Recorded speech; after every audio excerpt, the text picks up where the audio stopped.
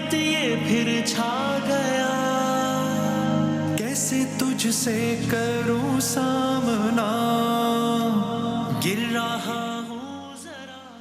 खुश आमदीद कहते हैं आपको एक बार फिर नशरियात में। और ज़ाहिर है बस इख्तितामी नशिस्तें हैं हमारी, मुमकिन तौर पर कल आखिरी नशिस्त हो सकती है शान रमज़ान 2025 की। उलमाए कराम के साथ हमारी ये नशिस्त होती है और आप इस टेलीफोन नंबर पर अपने सवालात भेजते हैं। हम आपके सवालात कोशिश करते हैं कि जितने शामिल हो सकें वो करें। बढ़ते हैं पहले सवाल की जानिब। जनाब क़िबला मुफ्ती अकमल साहब, अल्लामा डॉक्टर मोहम्मद रज़ा दाऊदानी साहब तशरीफ़ फरमाएं। बिस्मिल्लाह जी, चलाइएगा, सवाल चलाइएगा। मेरा सवाल है यूके से, और वो ये है कि एक मर्द के इस्लाम में क्या फ़र्ज़ होते हैं अपनी बीवी की तरफ एक तो, और अपनी बेटियों की तरफ। जब तक बेटी घर में रह रही है और जब तक शादी ना हो, चाहे वो कमा भी रही हो, तो फ़र्ज़ के तौर पे एक वालिद साहब के और एक शौहर के क्या होते हैं? अच्छा, वो कहती है जी यूके में हम लोग रहते हैं, तो ये बताएं कि भाई अगर बेटी यानी बेटी के क्या हुकूक है, हमें क्या करना है बेटी के लिए। बेटी घर में रह रही है, शादी नहीं हुई है, तो चाहे वो कमा भी रही हो तो क्या एक वालिद को ही इसकी कफ़ालत करना फ़र्ज़ है? औज़ु बिल्लाहि मिनश शैतानिर रजीम, बिस्मिल्लाहिर रहमानिर रहीम। जब तक बच्चे बालिग़ नहीं होते, फ़िक़्ह हनफ़ी में बिल्कुल बाप पर उनका नान नफ़क़ा लाजिम है। बुलूगत के बाद फिर लड़के में देखा जाता है कि अगर वो कमाने के काबिल है और कमा रहा है तो बाप से वो कफ़ालत की ज़िम्मेदारी ख़त्म हो जाती है। सही है। और बच्ची के बारे में ये है कि बच्ची अगर कमाने पर, घर में रहकर कमाने पर कुदरत रखती है तो भी बाप से ज़िम्मेदारी ख़त्म हो जाएगी। हमारे फ़िक़्ह हनफ़ी में अगर नाबालिग़ भी किसी भी तरीक़े से माल का मालिक हो जाता है तो बाप पर से नान नफ़क़े की ज़िम्मेदारी साक़ित हो जाती है। औलाद की बात कर रहा हूँ और किसी की नहीं, औलाद की। जी जी जी। तो अब ये बच्ची अगर कमाती हैं और बाप नहीं देना चाहते, वो अच्छा अर्निंग कर रही हैं, तो बाप से कफ़ालत की ज़िम्मेदारी ख़त्म है। लेकिन अगर बाप वैसे ही एहसानन तबर्रुअन देना चाहें तो इसमें कोई हर्ज भी नहीं। बिल्कुल ठीक है जनाब, यही है। बिस्मिल्लाहिर्रहमानिर्रहीम, बिल्कुल यही है तकरीबन। सही है। ज़ाहिर है कि बेटी है, वो आंखों की ठंडक है। इंसान अपने दिल से तो जितना खर्च करना चाहे करे, क्या हर्ज हो सकता है, बल्कि अच्छी बात है, उसकी तरबियत करे, वो सब चीज़ें। लेकिन ये कि फाइनेंशियली अगर वो साउंड है, ख़ुद अपने पैरों पर खड़ी हो चुकी है, तो फिर उसके बाद बाप की ज़िम्मेदारी नहीं है कि वो उसके लिए माली एतबार से भी नफ़क़ा फ़राहम करे। ठीक है ठीक है, चलाइएगा, अगला सवाल चलाइएगा। मैं एक पुलिस में हूँ। अच्छा। तो अमूमन ड्यूटी करते हुए नमाज जुमा पे ड्यूटी होती है और ड्यूटी करते हुए जुमा गुजर जाता है और उसके बाद जुमा नहीं मिलता, तो क्या मुझे नमाज ज़ोहर पढ़नी चाहिए, मैं जुमे के लिए जुमा ही पढ़ूँ? सही, इसमें मेरे ख्याल है राय का भी कोई फ़र्क आएगा, पहले आप बताइएगा। जी जी। जुमे के हवाले से ये पढ़ें तो क्या कहना, बहुत अच्छी बात है। लेकिन ये अगर नहीं पढ़ पाते हैं तो उसके बाद ज़ोहर पढ़ेंगे, उनकी ज़िम्मेदारी पूरी हो जाएगी। यानी फ़िक़्ह जाफ़रिया में अगर बग़ैर किसी उज़्र के, में जुमे पढ़ने की ताकीद बहुत ज़्यादा है, लेकिन अगर बग़ैर किसी उज़्र के भी आप नहीं पढ़ रहे तो गुनहगार बहरहाल नहीं हो रहे, ऐसे ही है। यहाँ पे क्योंकि इसके अंदर इशू ये आता है कि ये ज़माने ग़ैबत इमाम ज़माना, हाँ, उसके अंदर इशू बनता है कि अगर ठीक है। इमाम की ग़ैबत ना हो, हुजूर हो, ज़हूर हो, तो फिर तो उस सूरत में यकीनन ये वाजिब है। ओके। शराइत पूरी होने पर जी, जी, लेकिन ये वाजिब है। और अगर इमाम ज़माना की ग़ैबत है तो फिर उसके बाद चूँकि उनके हुक्म से कायम नहीं हो रही है, तो फिर इसके लिए ज़्यादातर फ़ुक़हा ने जो बात की है वो वाजिब तख़यीरी की बात की है। वाजिब तख़यीरी की मतलब ये होता है कि या जुमा पढ़ें या ज़ोहर पढ़ें। ठीक तो है। अगर जुमा पढ़ लें तो ज़ोहर साक़ित हो जाएगी, और अगर जुमा नहीं पढ़ा तो फिर ज़ोहर पढ़ना वाजिब होगा। ठीक है। इसमें क्या है, आनाफ का मसला हमारे है? नज़दीक तो ये फ़र्ज़ ऐन है। सही। वइज़ा नूदिया लिस्सलाति मिन यौमिल जुमअति फ़स्अऊ इला ज़िक्रिल्लाह वज़रुल बैअ, यानी जब अल्लाह के लिए जुमे के लिए निदा दी जाए तो साई करो, कोशिश करो और बाय वगैरह छोड़ दो। सही। तो इसका मतलब ये है कि फिर अल्लाह की ड्यूटी मुक़द्दम हो जाती है। हाँ, एक सूरत हो, यानी इनके ऊपर जुमा ही पढ़ना लाजिम है, इनको अच्छा। पढ़ना चाहिए। अच्छा। एक ऐसा होता है कि कोई सिक्योरिटी रिस्क होता है किसी मकाम पर, टाइट किस्म की ड्यूटी, अगर ये वहाँ से चले जाते हैं तो कोई माज़अल्लाह कोई मामला हो सकता है। ऐसी सूरत के अंदर उनके ड्यूटी पे हाजिर रहना लाजिम है। जुमा मिल जाए ठीक, नहीं मिले तो फिर ज़ोहर पढ़ सकते हैं। लेकिन आम हालात में इनको कोई भी मुतबादिल खड़ा करके कम अज़ कम जुमे के 2 फ़र्ज़ अदा करना लाजिम होगा। अगर कोई शख्स किसी ऐसी सूरत हाल में हो कि उसका जॉब नेचर ऐसा है बाहर मुल्क में, या कुछ अगर किसी भी ऐसी सूरत हाल में कि जहाँ उन औकात में जॉब से निकलना मुमकिन नहीं है और वो सिक्योरिटी से रिलेटेड किसी जॉब में भी नहीं है, तो वो जान वाली बात भी नहीं आएगी कि जान का ख़तरा सिक्योरिटी, तो गुंजाइश मिलेगी उस एक्सट्रीम सूरत हाल में या नहीं? उसमें फिर थोड़ी सी तफसील होती है। अच्छा, कि अगर वो शख्स छुट्टी ले सकता है तो छुट्टी लेकर जाएगा। बिल्कुल सही। अगर छुट्टी नहीं मिल रही है मिसाल के तौर पर और वो जॉब छोड़कर उससे बेहतर या उसी जैसी जॉब हासिल कर सकता है तो इस मकाम पे ड्यूटी करना उसका मना हो जाएगा कि अल्लाह ताला की ड्यूटी जो है वो मुक़द्दम रखी गई है। लेकिन अगर वो घर का कफ़ील है और कोई ज़राए आमदनी नहीं है, ये छोड़ दे तो दूसरी जॉब नहीं मिलेगी, तो फिर वो दिल में शदीद किस्म की कराहत रख कर پھر وہ جمعہ ترک کر سکتا ہے، پھر وہی ظہر کا مسئلہ ہوگا. لیکن ایسی صورتحال شاید کم ہی ہو، ہے نا، لیکن عام طور پہ اتنا ٹائم تو بندہ نکال ہی لیتا ہے جاب سے یا کہیں سے کہ جی ہاں نکل جاتا ہے، لیکن باہر کے ملکوں میں یہ ہو شاید یہ سکتا پرابلم ہے ہوتی کہ ہے، قریب کوئی مسجد نہیں مسجد بھی ہوتی. قریب نہیں. ہاں جی ہاں، اور وہ فیکٹریز میں غیر مسلمین کے فیکٹریز میں کام کر رہے ہیں اور وہ اجازت نہیں دیتے باہر نکلنے، تو پھر یہ صورت وہاں بن سکتی ہے. بالکل ٹھیک، مناسب. چلائیں جی اگلا سوال دکھائیں ذرا. یہ جو ہاتھوں کی لکیریں دیکھتے ہیں، یہ جو قسمت کا حال بتاتے ہیں، کیا ہمیں ان باتوں پہ یقین کرنا چاہیے؟ ٹھیک ہے، ایک کسی عنوان سے شاید آئی بھی ہے بات پہلے، لیکن آپ ذرا ایک مختصر بتا دیجیے ذرا. جی بنیادی طور پر بات یہ ہے کہ جو غیب کے معاملات ہیں نا، اس کے اندر کوئی قطعیت کے ساتھ کیسے کہہ سکتا ہے. جو معاملات مشاہدے میں آتے ہیں، آنکھ سے آپ دیکھ رہے ہیں، ہاتھ سے آپ چھو رہے ہیں، کان سے آپ سن رہے ہیں، اس کے بارے میں تو آپ یہ کہہ سکتے ہیں. جیسے ابھی ہم نے ان خاتون کی آواز سنی ہے تو ہمیں معلوم ہے کہ ان الفاظ کا یہ مطلب ہوتا ہے، تو ہم کہیں گے کہ اس کا یہ مطلب ہے. مگر ہم یہ کہیں کہ نہیں، ان کے دل میں یہ ہوگا، اندازہ تو ہو سکتا ہے، لیکن یہ کہ اندازے سے زیادہ تو کچھ بھی نہیں ہے. تو کوئی بھی اگر قطعیت کے ساتھ، یقین کے ساتھ، سرٹینٹی کے ساتھ اگر کہتا ہے تو اس کا کوئی اعتبار نہیں. لیکن یہ کہ بہرحال کچھ اپنے تجربات کی وجہ سے مشورے دیے جا سکتے ہیں. کوئی اگر کہے کہ بادامی صاحب آپ نے اتنے پروگرام کر لیا، اب آپ کی آواز سے اندازہ ہو رہا ہے کہ آپ کا گلا کچھ خراب ہے، تو گرم پانی کے غرارے کر لیجیے گا. تو ظاہر ہے کہ آپ اس کے اوپر تبصرہ بھی کر سکتے ہیں کہ نہیں ایسا کوئی معاملہ نہیں ہے. لیکن یہ کہ ایک ہوتا ہے کہ جی آپ کی لکیر دیکھ کے آپ 4 سال بعد یہ کریں گے، 6 سال بعد امیر ہو جائیں گے، 8 سال بعد بیمار ہو جائیں گے، 10 سال بعد بہت امیر ہو جائیں گے، یہ والا نہیں ایسا ہے. یعنی قطعیت کے ساتھ ویسے ہی آدمی کہے کہ بوڑھا ہو جائے گا تو ٹھیک ہے، سیدھی سی بات ہے، طبیعی ہے. لیکن یہ کہ اگر کوئی یہ کہے کہ حتماً اس تاریخ کو یہ ہونے والا ہے آپ کے ساتھ، اس تاریخ کو یہ ہونے والا ہے. ایک ہے اینٹیسپیشن لاجیکل کہ 30 پروگرام آپ کریں گے تو آپ کا گلا خراب ہو سکتا ہے، ذرا یہ احتیاط کیجیے گا. لیکن یہ کہ یہ کوئی بات نہیں ہے کہ جس کے اندر ہم قطعیت کے ساتھ اگر میں اس پہ یقین کر لوں اس بات پہ. ایک ہوتا ہے ذرائع مذاق پوچھ لیا کسی سے، ٹھیک ہے، لیکن اگر پھر کہاں تک جائے گا ذرا آپ اندازہ کریں کہ یہ معاملات، یعنی غیب کا جو معاملہ تھا وہ تو عالم الغیب پروردگار ہے، لا یظہر علی غیبہ احد الا من ارتضی من رسول. وہ جس کو پہنچا دے، وہ جس کو مطلع کر دے، تو وہ تو پروردگار عالم نے اپنے نبی کو کیا، رسول کو کیا، نبی کے ذریعے کسی اور تک، وہ ایک الگ چیز ہے. ورنہ اس روٹ سے ہٹ کر جو کچھ بھی ہے وہ کنجیکچرز ہے. ویسے کیا یہ علم ایگزسٹ کرتا ہے؟ اس طرح جادو کے بارے میں آپ کہتے ہیں نا کہ بھائی کرنا نہیں چاہیے، کرانا حرام، یہ وہ، لیکن بہرحال ایگزسٹ تو کرتا ہے، ہو تو سکتا ہے. اس طرح یہ ایگزسٹ کرتا ہے ہاتھوں کی لکیر دیکھ کے بتا دینا؟ 100% کرتا ہے. اتنے افراد ہیں جنہوں نے کتابیں لکھی ہیں اس موضوع کے اوپر. اس موضوع کے اوپر استاد شاگرد ہوا کرتے ہیں، باقاعدہ اس کی کلاسز ہوتی تو ہیں. ایگزسٹ تو کرتا ہے، ایگزسٹ کرتا ہے. اس کے اس حوالے سے گفتگو ہو رہی ہے کہ اس ایگزسٹڈ جو بھی سائنس ہے اس کے اوپر کیا ہمارے لیے گنجائش ہے کہ ہم سرٹینٹی کے ساتھ یقین کر سکیں؟ وہ نہیں. ٹھیک جی جی دیکھیں یہ جو ستاروں وغیرہ کی چال ہوتی ہے، یہ وہی جیسے حضرت نے فرمایا کہ 100% شیورٹی کے ساتھ نہیں ہوتا، یہ ظنیت ہوتی ہے، ظن ہے. اور اس میں اکثر چیزیں تو غلطی ہوتی ہیں. ہمیشہ پاکستان جیتے گا اور ہمیشہ وہ ہار جاتا ہے. یہ پرجوش میں تو آپ دیکھتے رہتے ہیں کہ کیا کیا حال ہوتا ہے.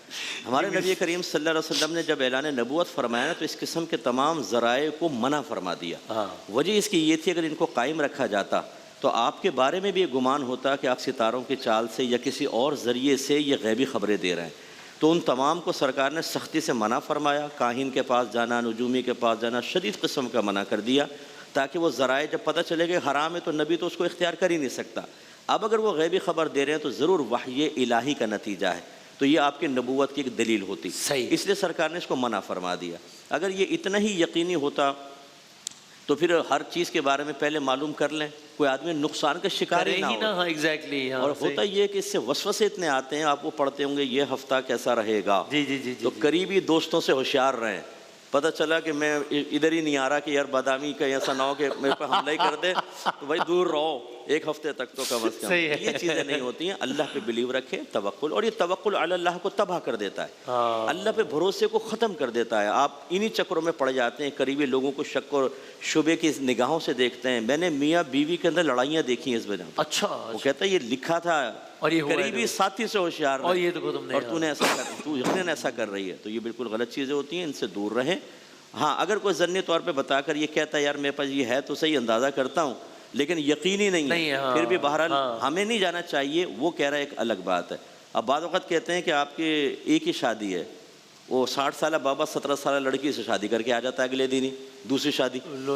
تو یہ کہ آپ نے تو یہ لکیریں دیکھ کے کیسے بتا دیا. بعضوں کہتے ہیں بڑی دولت ہوگی آپ کے پاس، وہ بیچارہ فٹ پاتھ پہ بیٹھا ہوتا ہے، اس کا بھی ہاتھ چیک کر کے دیکھیں دولت کی لکیر اس کے ہاتھ میں بھی نظر آئے گی. تو یہ ضمنی چیزیں ان پہ بلیو نہ کریں. صحیح. ٹھیک ہے. ٹھیک چلائیں جی اگلا سوال چلائیں جی. میرے دو چھوٹے چھوٹے سوال ہیں. اچھا. ایک تو یہ کہ جو خاتون ہمارے گھر کپڑے دھونے آتی ہے, ان کا کہنا ہے کہ جمعے والے دن کپڑے نہیں دھونے چاہیے, وہ ایک حدیث کا بھی حوالہ دیتی ہیں. اور دوسرا سوال میرا یہ ہے کہ میں راولپنڈی سے بات کر رہا ہوں, یہاں پہ میرے علاقے میں کچھ گھروں میں گیس 4 مہینے سے نہیں آ رہی, تو بل جو ہے نا وہ ریگولر آ رہا ہے, تو میں وہ بل پے کرتا ہوں. تو میں نے یہ پوچھنا ہے کہ یہ اس ڈپارٹمنٹ کے لیے جو ہم بل دے رہے ہیں وہ حلال ہے یا حرام ہے ان کے لیے؟ اچھا, ان کے لیے صحیح سے. جی مفتی صاحب. جی بالکل, دیکھیں جب آپ سروس پرووائڈ نہیں کر رہے اور اس چیز کے آپ پیسے لے رہے ہیں تو یہ تو ظلم کی صورت ہے, یقیناً ظلم کی صورت ہے. اور یہ کوئی فرد واحد کے ہاتھ میں تو جا نہیں رہا, کوئی ادارہ, کوئی شخصیت کا نام تو نہیں ہے کہ آپ اسے کہیں تو گناہ گار ہوگا. ہاں, یہ سسٹم بنانے والوں کے اوپر ضرور یہ کلام ہو سکتا ہے کہ جس نے سسٹم بنایا کہ چاہے گیس آئے نہ آئے آپ کو بل دینا ہوگا. جو اس کے ذمہ دار ہیں وہ میدان محشر میں پبلک کے سامنے کھڑے کیے جائیں گے اور باقاعدہ نیکیوں کے ذریعے بدلہ دیا جائے گا, کیونکہ بہرحال ان کی سیلریز وغیرہ اسی کے پیسوں سے, بلوں سے نکلتی ہیں, تو وہ قابل گرفت ہیں بالکل. صحیح ہے. اور جو ماسی نے کہا وہ اس نے یقیناً جمعے کے دن کپڑے دھونے سے راہ فرار اختیار کرنے کے لیے کہا ہوگا کہ بھائی بھاگ لو. اور یہ بھی حیرت انگیز بات ہے کہ ماسی حدیث پیش کر رہی ہے, بتا رہے ہیں. سبحان اللہ. ویسے ماسی نہ قرآن سنے نہ حدیث سنے, کپڑے کے بارے میں اس کو حدیثیات کی اس نے بیان کر دی. تو بہرحال علماء کی سن لیں, ماسی کی نہ سنیں. کوئی ایسا قول اس کے قریب ہے کہ آپ کہیں نہیں بھائی وہ اصل بات یہ ہے جس کو یہ کر کے بھیا, ایسا کچھ ہے ہی نہیں, کوئی نظر میں نہیں, ایسا کچھ نہیں ہوتا. ہمارے مذہب میں یہ چیزیں توہم پرستی کا کوئی نہیں ہے. صفائی ہے, اچھا ہے, جمعے میں کچھ بھی ہے. اگر وہ فقہ جعفری سے تعلق ہو ماسی کا یا اونر کا تو پھر بھی یہی صورت ہے, یا اس میں کوئی یعنی وہ تھوڑی دیر پہلے آپ نے جو کہا نا کہ یہ بات پہلے بھی ڈسکس ہوئی تھی, تو یاد ہوگا آپ کو ایک دفعہ ہم نے وہ مصرع پڑھا تھا, چراغ سب کے بجھیں گے ہوا کسی کی نہیں. تو یاد رکھیے یہ توہمات اور وہم جو ہے نا یہ بھی کسی کے نہیں ہیں, کہیں پر بھی آ کر پینیٹریٹ کر جاتے ہیں. نہ وہ یہ دیکھتے ہیں کہ ہندو ہے یا مسلمان ہے یا سنی ہے, ہر جگہ یہ مسئلہ جو ہے مشترک ہے یہ. لیکن بہرحال یہ پہلی دفعہ سنا کہ جمعے کے حوالے سے بھی اس طرح کا کوئی وہم پایا جاتا ہے. عام طور پہ جمعے کے دن تو اور زیادہ صفائی کی تاکید ہے, خاص طور پہ وہ لباس جس کو پہن کر انسان نماز جمعہ کے لیے جا رہا ہے, بہت تاکید ہے کہ انسان اہتمام کے ساتھ جائے. تو فرض کیجئے اس کے پاس کوئی جوڑا اس وقت دھلا ہوا نہیں ہے تو وہ دھوئے اور اچھا ہے. اور باقی وہ جو ظلم کے حوالے سے تبصرہ تھا بہت مناسب, بہت حسب حال ہے, اور اس حوالے سے جو ادارے کے افراد ہیں ان کو خیال کرنا چاہیے کہ یہ ظلم نہ ہو اور قیامت میں گرفت سے وہ اپنے آپ کو بچا سکیں. ٹھیک ہے. اچھا, اب اس پہ بھی بات پہلے ہو چکی ہے لیکن اب آج بہت موقع محل ہے, چونکہ دنیا کے کئی ممالک میں آج ممکنہ طور پر آخری روزہ ہو سکتا ہے, شاید وہاں کل عید ہو. تو اگر یہ فطرے کا کانسیپٹ اور جو بیسک باہر ہے, ڈیٹیلز تو بہت زیادہ ہیں, لیکن اگر کچھ بتا سکیں کہ جناب کانسیپٹ یہ ہے فطرے کا اور اس سال کا اتنا ہے اس دفعہ کا, تو اگر وہ بنیادی اگر ایک دو بات بتا سکیں. جی, حدیثوں میں تو ہے کہ نبی کریم صلی اللہ علیہ وسلم نے صدقہ فطر ہر عاقل بالغ پر واجب قرار دیا. تو پھر اس کی لاجک تو دیکھنی نہیں ہے, جب نبی نے فرما دی تو فرما دیا. لیکن بعض احادیث میں یہ ہے کہ جب انسان فطر ادا کرتا ہے تو اس کے روزوں کی ادائیگی میں جو کوتاہی رہ گئی ہوتی ہے, کمی رہ گئی ہوتی ہے, تو یہ صدقہ فطر اس کو پورا کر دیتا ہے. تو اس وجہ سے اس کو ادا کرنا چاہیے, اور اس میں غریب کا فائدہ تو ہے ہی ہے. اس لیے ہمارے فقہا کہتے ہیں کہ رمضان میں ہی اس کو ادا کر دیا جائے تو بیسٹ ہے. اگرچہ مستحب وقت ہے عید سے پہلے, لیکن رمضان میں ادا کرنے تو بیسٹ ہے, تاکہ فقیر جو ہے وہ اپنی عید کی تیاری اس کے ذریعے. عید سے پہلے کا مطلب کیا ہوا؟ نماز عید پڑھنے سے پہلے. نماز عید سے پہلے, ٹھیک ہے, یہ نماز عید سے پہلے اسٹال وغیرہ لگے ہوتے ہیں مسجد کے باہر, تو لوگ جمع کرا رہے ہوتے ہیں. یہ مستحب ہے, لیکن افضل, اس سے بھی افضل یہ ہے کہ رمضان کے بیچ میں ادا کیا جائے تاکہ وہ تیاری وغیرہ کر سکے. اوکے, ٹھیک ہے. اور کیا ہے اس سال کا ذہن ہے کچھ؟ کم از کم 240.